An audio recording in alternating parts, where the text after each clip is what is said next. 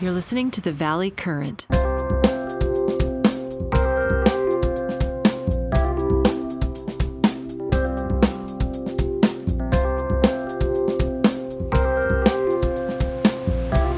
Steve, how's it going? Hey, Jack. How you been? I've been good. Thank you. Yeah, it's an interesting day today for Silicon Valley and for Silicon Valley Bank, and maybe for Silicon Valley banks, plural, across the board. What do you think? Well, this is the most interesting day I've had this month. You getting calls from people wondering whether or not their bank is going to take advantage of them? I've been mentioning it to people on calls and in meetings, and most of them were unaware that there was a problem. Yeah, I mean, the FDIC took over the bank this afternoon. That rarely happens with a business bank. Silicon Valley Bank is mostly a business bank, and it's a big VC-supported bank. I mean, VCs love it for a variety of reasons. And it almost looks like the VCs have turned against Silicon Valley Bank because they told all their CEOs in their portfolio companies to move the money out, which started the run on the bank that couldn't be sustained, right? In a nutshell. This has been a bad year for technology, starting with the Congress changing the rules for research, which used to be encouraged, but now seems to actively be discouraged. By Wasn't there like an R&D credit that used to exist? Is that what you're referring to? I am. The R&D credit has been made more difficult to obtain. And then research costs, which used to be fully expensable, now are being delayed. The deduction for those expenses is being delayed by 5 to 15 years, which, well, on the one hand, they give you, a 5% credit for doing research. On the other hand, they're giving you an 80% reduction in your tax benefits by taking away the ability to deduct those research expenses in the year you pay them. So technology and research-oriented companies face a double whammy. And now with Silicon Valley Bank being closed by California regulators. And my first notice of that closure was the email from you. Right. I mean, I thought we should talk about it because we've been talking about how accounting reports can be improved. And I wondered if you actually dive deeply into the various reports that a bank has to provide, if there's enough disclosure there to actually give you quality information. There's a lot of quantity information. The quantity information is that Silicon Valley Bank has some 210 billion of assets, but it doesn't tell you what the quality of the assets are, because they have essentially some investments even in venture capital firms. They're limited partners in certain venture capital firms. Those are very hard positions to value.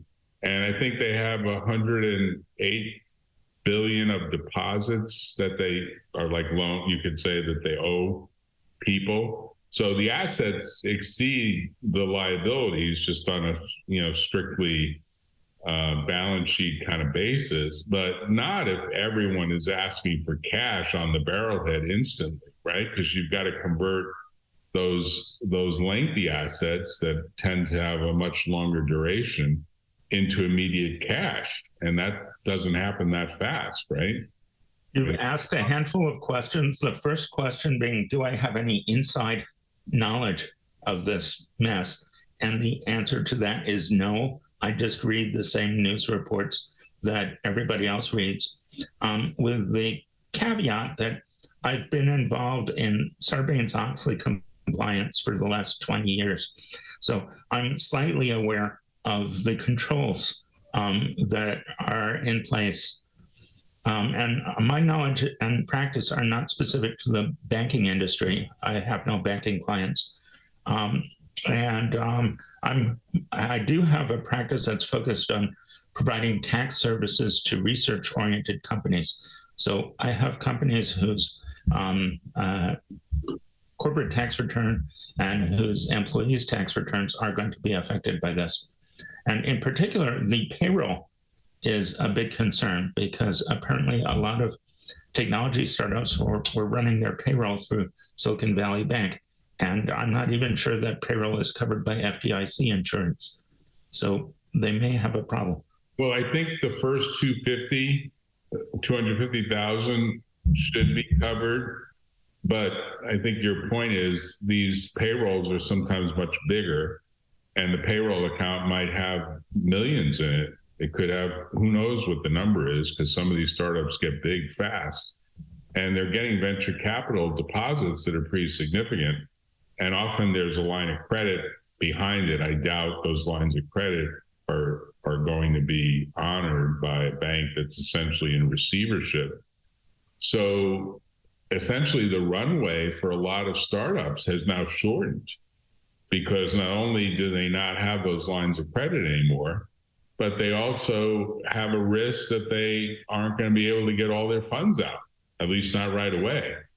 And I heard someone today say that the actual Lehman Brothers and Bear Stearns debacles are still winding up. Like the bankruptcies of those companies from 2008, 2009 have not been completed. There's still creditors waiting to get paid as various long-lived assets or hard to monetize assets are finally being converted into cash some 14 plus years later. I mean, it's amazing, 14, 15 years later. I mean, from 2008. So a lot of people wonder, is this a replay of 2008? Where essentially you might say Silicon Valley Bank is a little bit like Washington Mutual.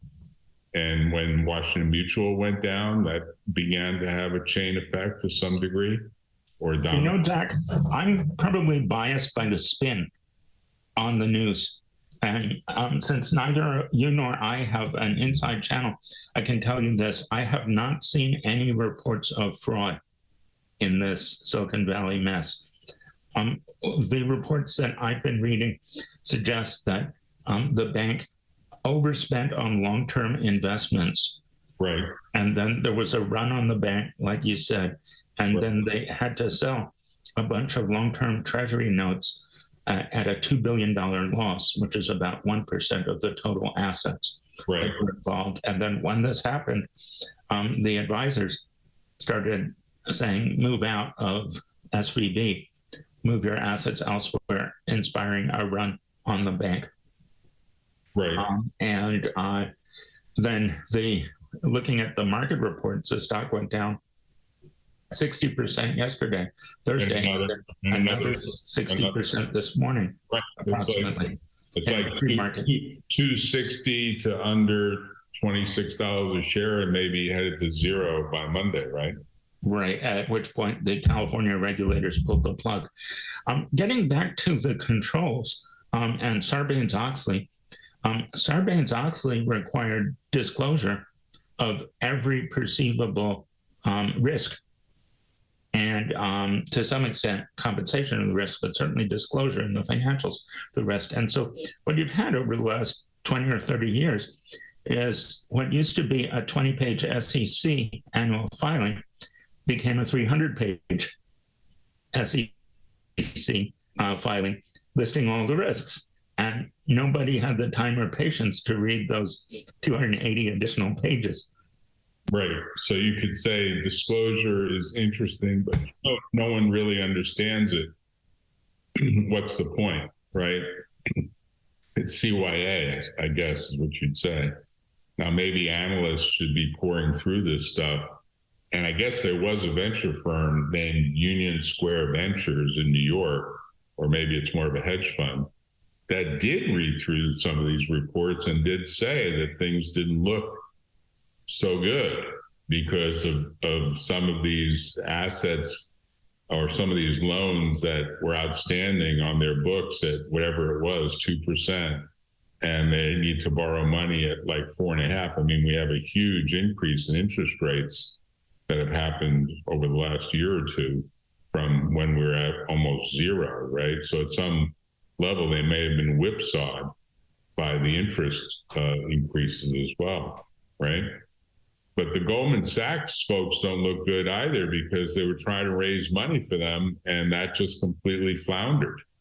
I mean, the effort that was made to get investors lined up ended up not concluding. And had they gotten a capital injection, they probably could have avoided the receivership that's occurred.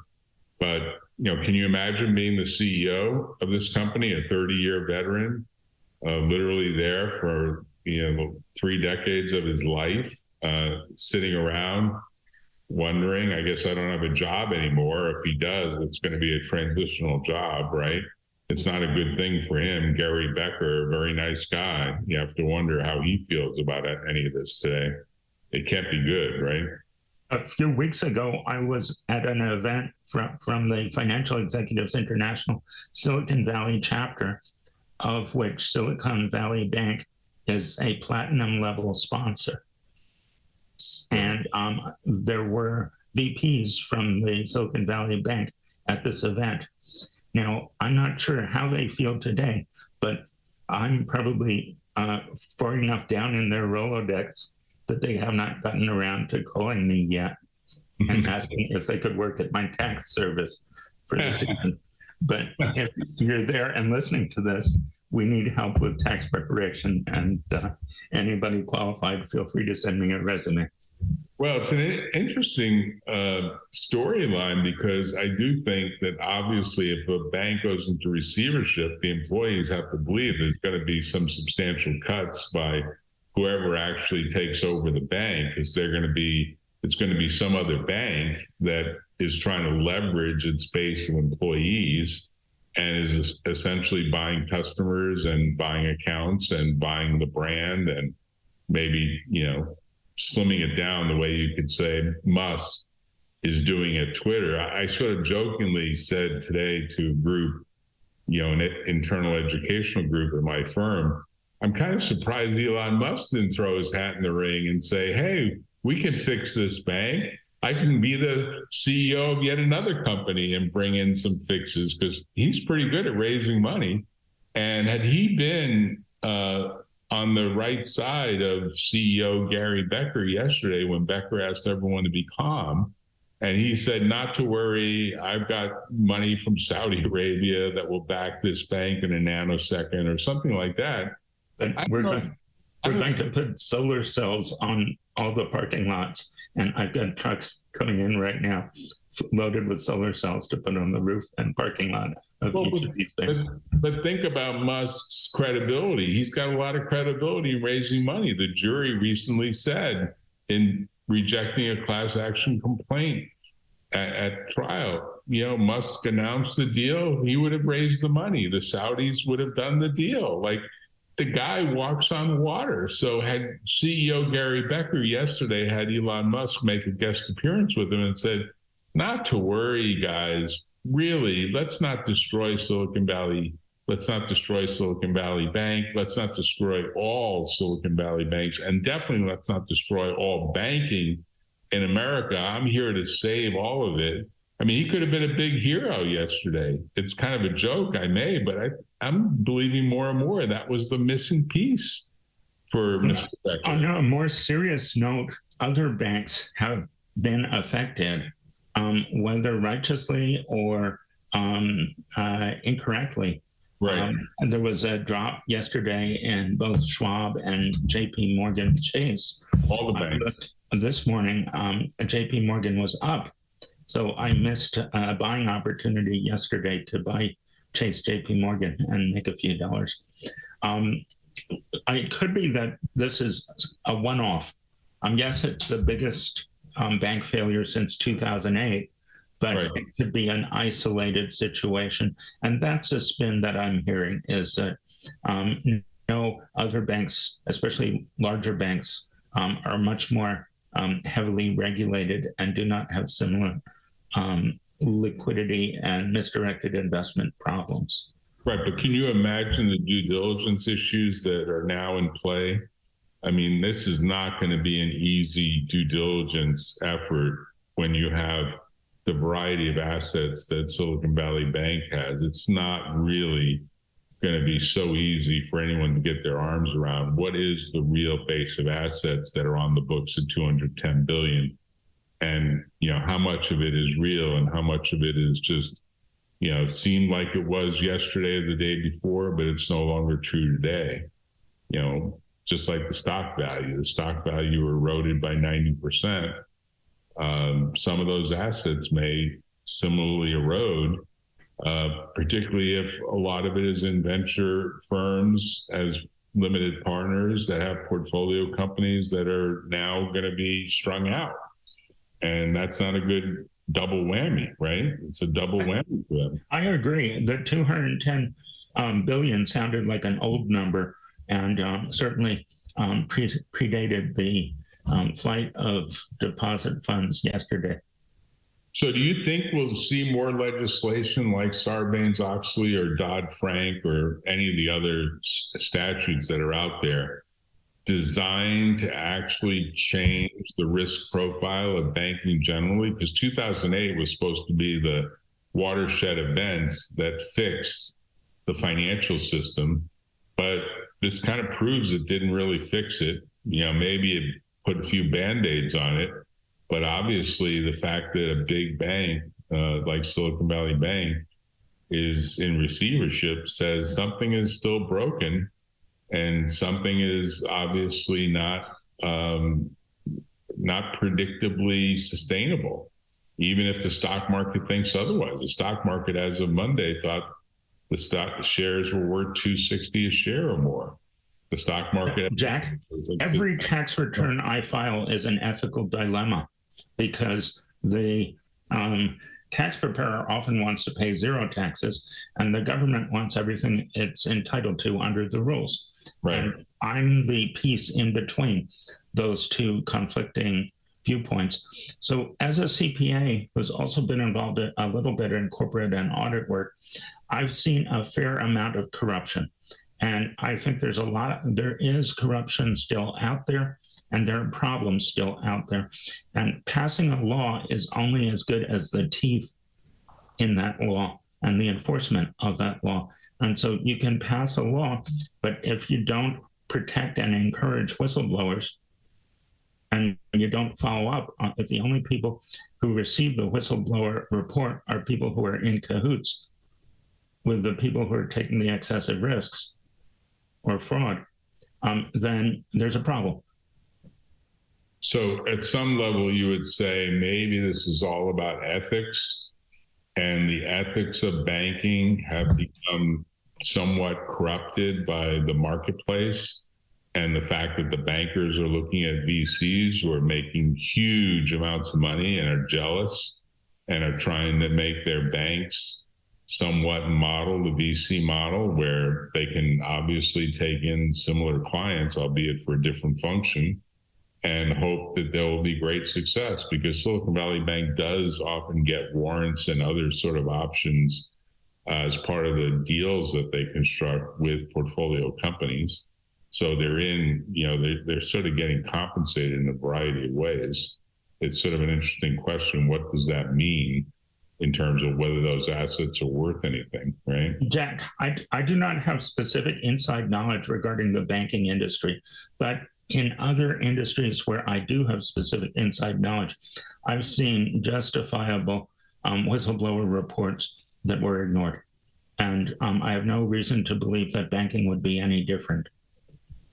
So you would say, look, there's a lot of stuff that happens that if the whistleblowers don't emerge, and if they're not taken seriously, and if their reports don't really lead to prosecution or something happening, then a lot of stuff plays out at many different levels, because these are private banks. I mean, it's a public company, but the operations are pretty private.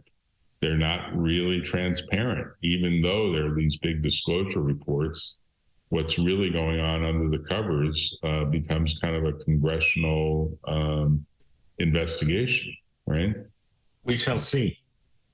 Yeah. I mean, it's interesting because we've been talking about how do accounting reports become more transparent, more understandable, more digestible, Should there be a color coding system? I mean, look, we use all weird sorts of color coding for when there's greater terrorism risk. We used to have that. Was it a yellow event or a green event? If there's dirty air, we have colors. You could say red, yellow, green is sort of the way traffic systems work. There's no color-coded system in any of these reports. There's nothing to really highlight. Well, what is it that is of some concern that needs to be disclosed in a way that would lead your eyes to it? We corresponded about this a little, and this issue came up in 2008 after the Lehman Brothers collapse. There's this dilemma in financial reporting as to which is the most important, the balance sheet or the income statement. Right. And I ended up writing a paper about this back then. It was called the Fair Value Compromise, and you can Google it or find it somewhere. It was published by the one of the valuation journals. Mm-hmm. But basically, the problem is that on the one hand, you want financials that are consistent from year to year and tell you, did management do a better job or a worse job? Is this company going up or coming down? And how much tax should be paid on current income? And to do that, you need a focus on the income statement and having as much accuracy as possible in the income state. And you don't necessarily want my wild market fluctuations to be booked as income. For example, one of the biggest examples of this situation causing problems was the value of real estate in the San Joaquin Valley over the last 100 years. And people looked at the financial statement for a fruit orchard, and they said, the income is consistent at 10%. This company is doing great. Management is doing great. Keep going. But at the same time, oil was discovered in all the farms around this farm.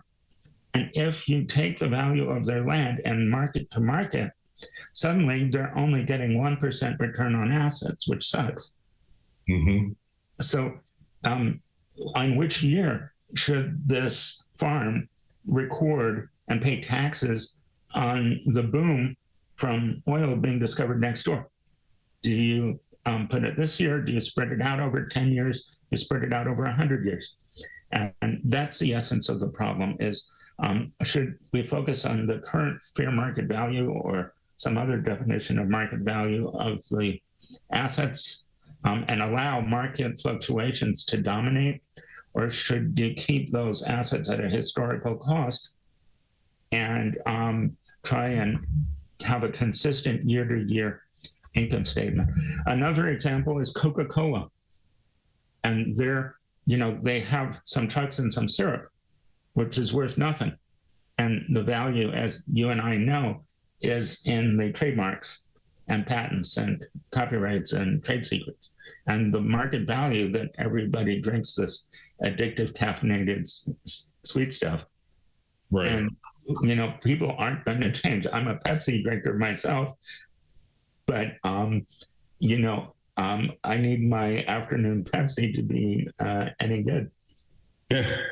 Well, I used to be a big drinker of Diet Pepsi, and I got off all that stuff in favor of water because I realized that those canned sodas have a lot of sodium in them, even the sugar-free ones. And so they actually make you more and more thirsty. It's a weird thing that I learned, unfortunately, way too late in my life. I can't tell you the number of cans of Diet Pepsi I've had over most of my adult life. But in the last couple of years, I've gone straight with just either, sparkling water or bottled water, or even for that matter, tap water. I go to a restaurant, I ask for tap water. People look at me like I'm crazy, but I trust the water system. Maybe I shouldn't trust banks. And I have to say the Silicon Valley Bank debacle is disturbing because most people that I talk to all the time in Silicon Valley and outside Silicon Valley think of it as a pretty well-known, well-regarded, well-run, well-managed bank, and one that VCs back and have backed, and portfolio companies love. And, they have all the electronic services to prove that they're hip. Of course, those electronic services now kind of cut against them, because the run on the bank was not the Jimmy Stewart, It's a Wonderful Life kind of run on the bank, where people show up at the bank and knock on the teller's window. It's the pinging of wire transfer requests that must have completely overloaded their system. Now, that's not disclosed. I mean, there's no metric that shows what the volume of outbound wires are. Maybe that needs to be disclosed as kind of an early signal that something is wrong. Now, maybe that will lead to more contagion or more concern or more fear, but ultimately it's psychology. It's like the psychology of a stock market.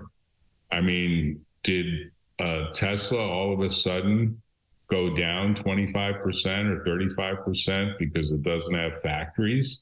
No, it went down because the public perception was that they're going to have a much lower profit margin business than the high-end business that they've traditionally had.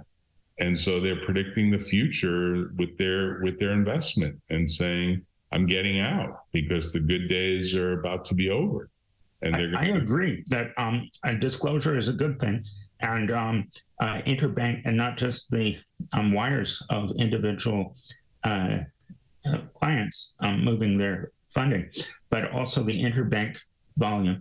And I'm not an expert on how interbank transfers work, but that would be something to look at. But again, I think that disclosure is only as good as enforcement. And adding another 20 pages to this 300-page SEC filing is less than productive unless there's actual protection of whistleblowers, encouragement of whistleblowers, and teeth behind the system. In terms of encouragement, I mean substantive rewards for whistleblowers who, whether or not there's a monetary recovery, but if substantive risk is revealed that wasn't previously known about, there needs to be some incentive for people to speak up. Interesting. So, Steve, how can people reach you, particularly all these people that need tax work done, and maybe some of them will be listening to this podcast and want to contact you? How can they reach you? Yes, as you know, taxes is often about making lemonade out of lemons. If you've lost money, there's a possible tax deduction. You can reach me at srabin, S for Steve, Rabin, R-A-B-I-N, at srabin.com. My website, www.srabin.com. And my cell phone is 408-887-6433. Great. Thanks, Steve. Thanks for providing your time and insights. It's always a pleasure. Thanks for spending your time this afternoon. Likewise. Very much so. Take care. Thanks for having me. Of course. Bye-bye.